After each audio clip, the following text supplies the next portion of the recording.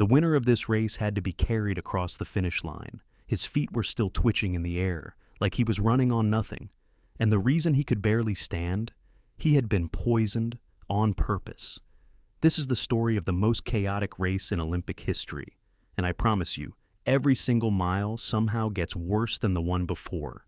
Let me take you back to 1904, to St. Louis, Missouri. The Olympics that year were basically a side attraction at a giant World's Fair. They were squeezed in between things like pie contests and carnival rides. Nobody took them too seriously. This was the first time the Olympics had ever left Europe, and the trip was so long that barely any foreign athletes showed up. Most of the field was American, almost by accident. So, the marathon they cooked up was less of a race and more of a survival experiment. Picture this. They sent the runners off at 3 in the afternoon, the hottest part of the day. The temperature was pushing 90 degrees. The course was dirt roads with dust up to your ankles, rolling over a string of brutal hills. Now, here is the part that sounds made up. The man in charge of the games believed something insane. He thought that going without water was actually good for you. He called it a scientific study. So, along the entire course, there was exactly one place to drink. One. Think about that. Running for hours in that heat, with almost nothing to drink. On purpose. He wanted to see how far the human body could go while completely parched. The runners were basically his experiment, and none of them knew it. There were no water stops, no medical tents, nothing. Meanwhile, officials and coaches drove cars up and down the route. Those cars kicked up thick clouds of dust that the runners had to breathe in. So, let me set the scene for you. Blistering heat, almost no water, choking dust, and a run of steep hills. Dozens of men lined up at the start, from 7 different countries. And here is a detail almost nobody knows.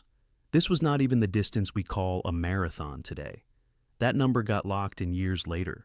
So comparing these times to a modern marathon is not even fair. Only 14 of them would finish. And trust me, the word finish is doing a lot of work in that sentence. Let us start with the man who technically crossed the line first. His name was Fred Lors. About a third of the way in, his legs cramped up and he quit. Simple enough, right? Except then, a support car pulled up, and he hopped in for a ride back toward the stadium. And as the car rolled along, he smiled and waved at the other runners. Just cruising. He was fresh. He was rested, and he was having a great time. Then the car broke down, which honestly feels like the universe getting even. So Lors climbed out and started jogging again, right near the finish. He trots into the stadium in first place, and the crowd goes wild. The president's own daughter gets ready to crown him the champion. There is a laurel wreath about to land on his head. And then, someone speaks up. Turns out half the crowd had seen him riding in that car. Busted. Lors admitted the whole thing on the spot, and swore it was just a joke. They banned him from the sport on the spot. But the ban did not last. And here is the twist nobody expects. The very next year, he entered the Boston Marathon, and this time, he won it for real, on his own 2 legs. Now, while that circus was going on, other runners were genuinely suffering. Take a Cuban mailman named Felix Carvajal.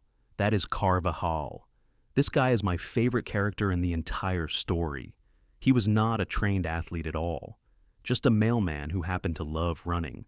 He had no coach, no team, no plan. He traveled all the way from Cuba just to be here. But on the way, he gambled away every penny he had in New Orleans. So, he hitchhiked and walked the rest of the way to St. Louis. He showed up to an Olympic event in his street clothes, long pants, a dress shirt, heavy shoes.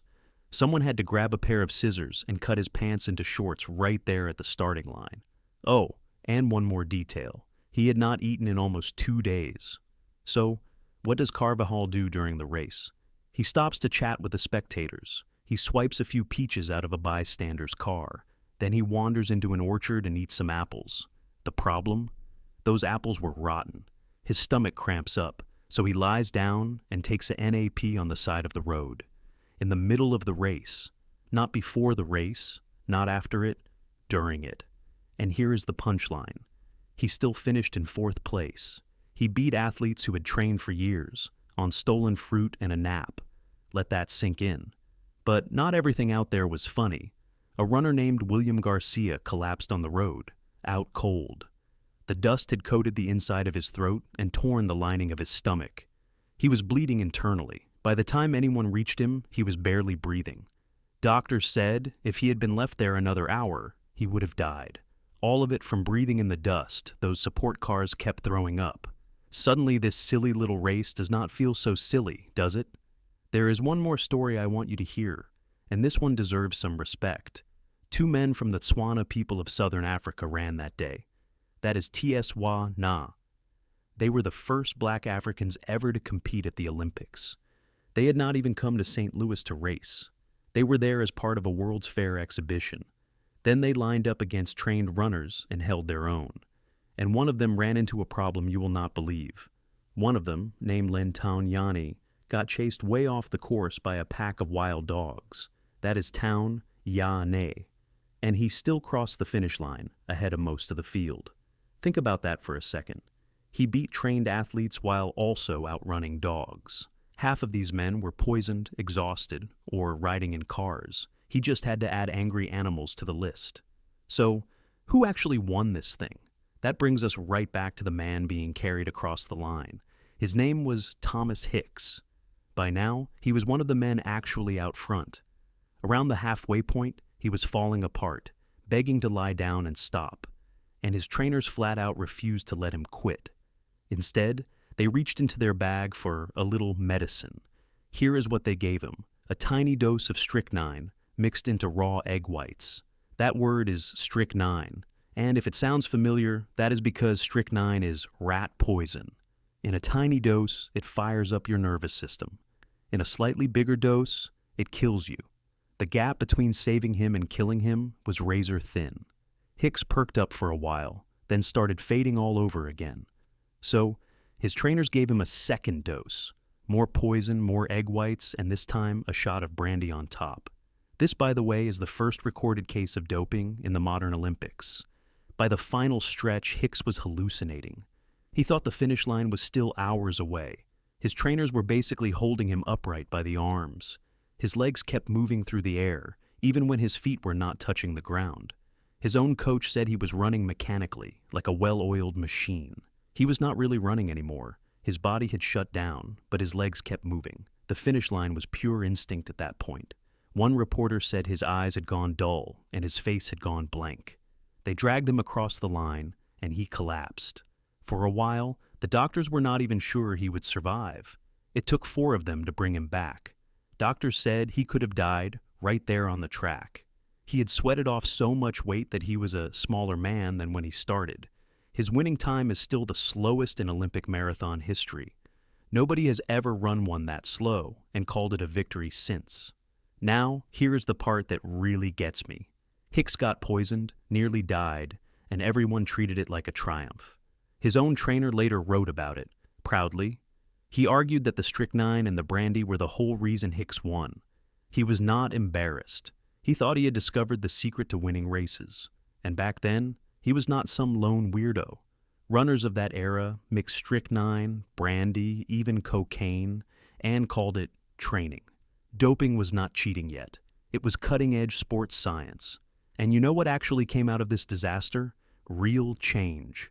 This nightmare of a race helped push the whole sport toward actual rules.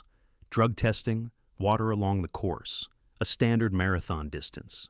People looked at what happened here and realized something had to change.